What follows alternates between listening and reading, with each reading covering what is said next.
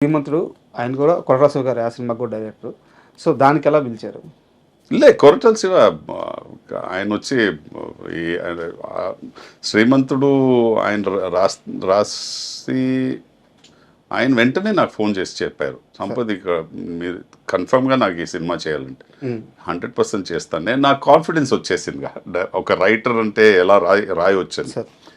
So and of course ఇంకా పెద్ద star Mahesh Babu. So ఒప్పుకున్నా, బట్ అఫ్ కోర్స్ నా స్క్రీన్ స్పేస్ ఉండింది. అండ్ అది ఒక పెద్ద ఇంపాక్ట్ ఇచ్చిన సినిమా నాకు. అంటే శ్రీమంతుడు మొత్తం మీద ఈ పర్టికులర్ సీన్ నాకు బాగా నచ్చిందని చెప్పుకుంటే ఏం చెప్తారు? అది కన్ఫ్రంటేషన్ సీన్ ఉందిగా, మళ్ళీ ఇచ్చేయాలి ఆయన వస్తారుగా మన ఊరికి వచ్చి, అది ఆ సీన్ మీరు చెప్పింది. ఊరి నుంచి ఇవన్నీ తీసుకున్నారు, తిరిగి ఇచ్చేయాలి. మీ అన్నదమ్ములు ఇద్దరు ఉంటారు పక్కన. అవును అవునా? మంచి మంచి సూపర్ సీన్ అది. అండ్ మహేష్ బాబు గారి యాక్టింగ్ విషయానికి వస్తే ఆయన చాలా సెటిల్డ్గా, అంటే లౌడ్ యాక్టింగ్ అనేది ఉండదు, చాలా సెటిల్డ్గా ఉంటుంది. సో మీకు ఎలాంటి ఒక ఎక్స్పీరియన్స్ ఉంది మహేష్ బాబు గారితో? మహేష్ బాబు వచ్చి ఒక న్యాచురల్ యాక్టర్. ఎందుకంటే నేను ఎందుకు న్యాచురల్ యాక్టర్ అని చెప్తానంటే, ఇప్పుడు మనం మాట్లాడుతున్నాం, రెగ్యులర్గా మాట్లాడుతున్నాం, అంతే. ఆయన ఎలా అలాగే చేస్తారు షార్ట్లో.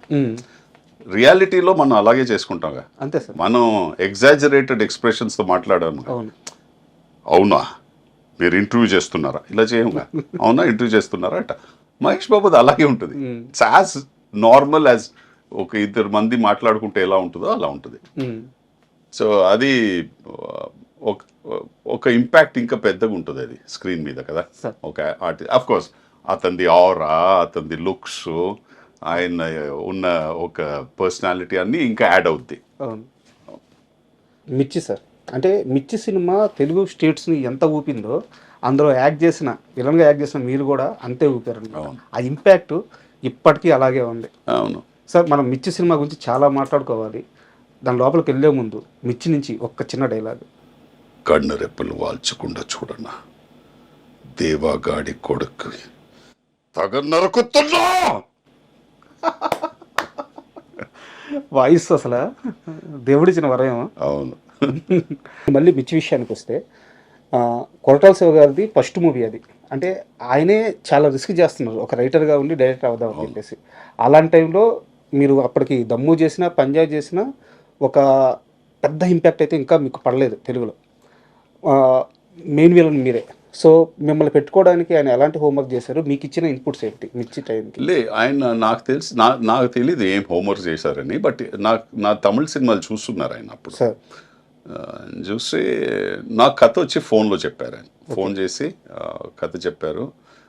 కథ చెప్పిన తర్వాత క్లైమాక్స్ చెప్పారు. క్లైమాక్స్ ఇన్ఫ్యాక్ట్ డైలాగ్స్ చెప్పారు క్లైమాక్స్లో. ఆ ఊళ్ళో ఒక మగాడు ఉంటే ఈ ఊళ్ళోనూ ఒక మగాడు ఉన్నాడు రా అని చెప్పి, తర్వాత కత్తి కింద వేస్తాడు, వచ్చి హగ్ చేసుకుంటాడు, అండ్ అలా సినిమా ఫినిష్ అవుతుంది అని చెప్పి.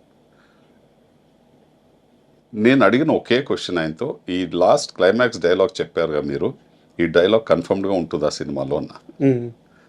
ఆయన చెప్పారు, సంపత్ ఈ డైలాగ్ ఎందుకు ఉంటుందంటే, లేదంటే ఆ క్యారెక్టర్ పడిపోద్ది కదా, ఎందుకంటే ఆ క్యారెక్టర్ని నేను అలా రైట్ చేశాను, అలా డిజైన్ చేసుకున్నాను ఆ క్యారెక్టర్.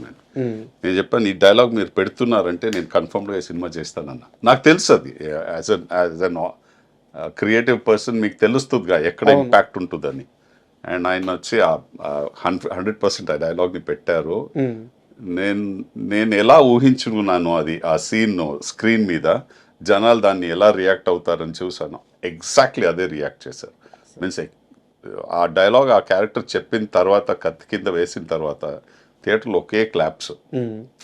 సో ఆ ఇంపాక్ట్ నేను కొరటాల శివకి షూట్ చేసే ముందే చెప్పాను, ఈ సీక్వెన్స్ మీరు చూడండి, ఈ విలన్కి క్లాప్ వస్తుంది 100% అని. అండ్ అలాగే అయింది అది. అండ్ ఆ మూవీ షూటింగ్, ఆ జర్నీ మొత్తంలో ప్రభాస్ గారితో మీ రిలేషన్ ఎలా ఉండేది? Very good. ఆయన వచ్చి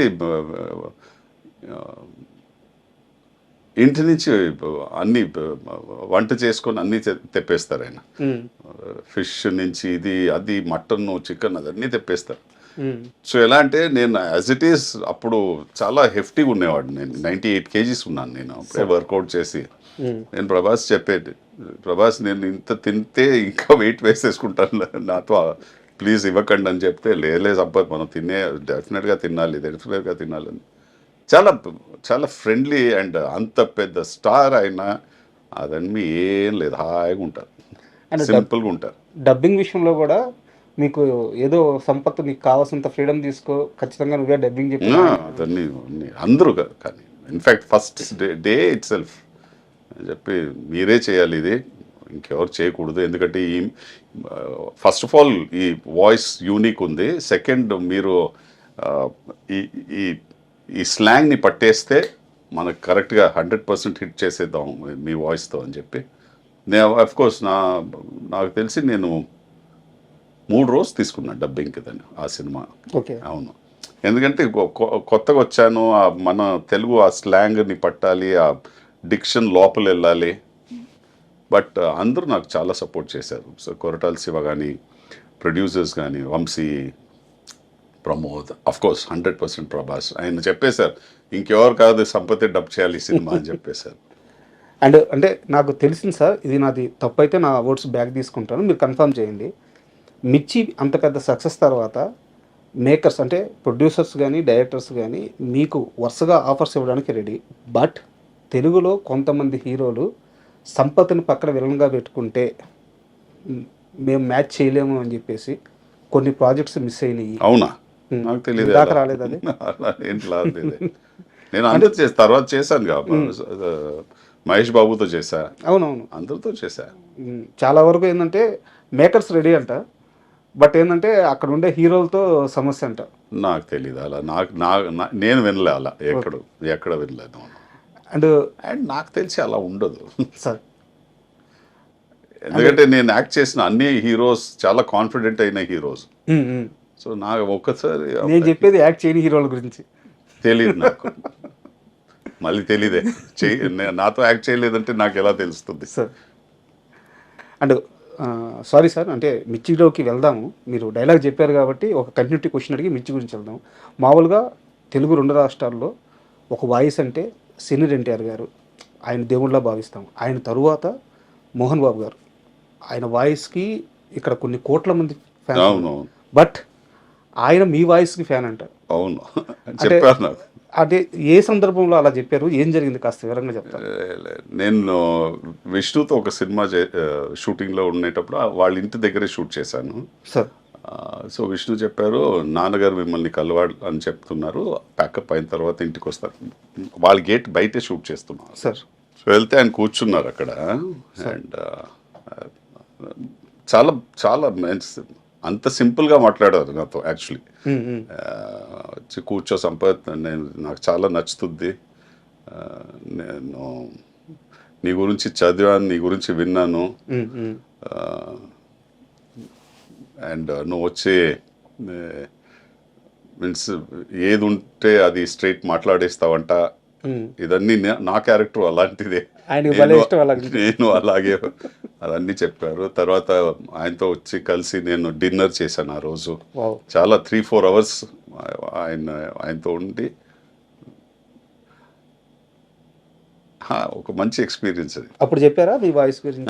వాయిస్ గురించి చెప్పారు, చాలా బాగుంది వాయిస్. ఇన్ఫాక్ట్ నేను మిర్చి వచ్చి చూసేటప్పుడు ఫస్ట్ అడిగాను, నేను ఎవర్రా ఇతను, డబ్బింగ్ చేశారా ఎవరైనా, కొత్త డబ్బింగ్ ఆర్టిస్ట్ వచ్చాడా, ఎవరు ఇదని అడిగా.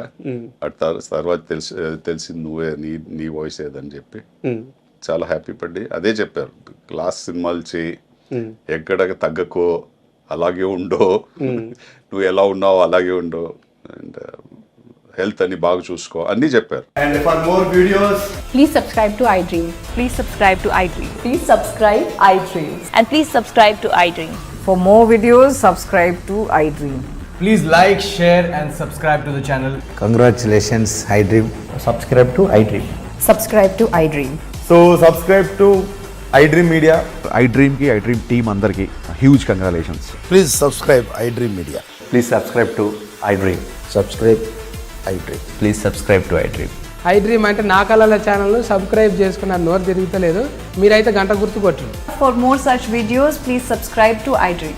Subscribe to iDream. Please subscribe to iDream. Please subscribe iDream Media. Please do subscribe to iDream. Please subscribe to iDream Media. For best entertainment and information, please subscribe iDream. And don't forget to subscribe to iDream.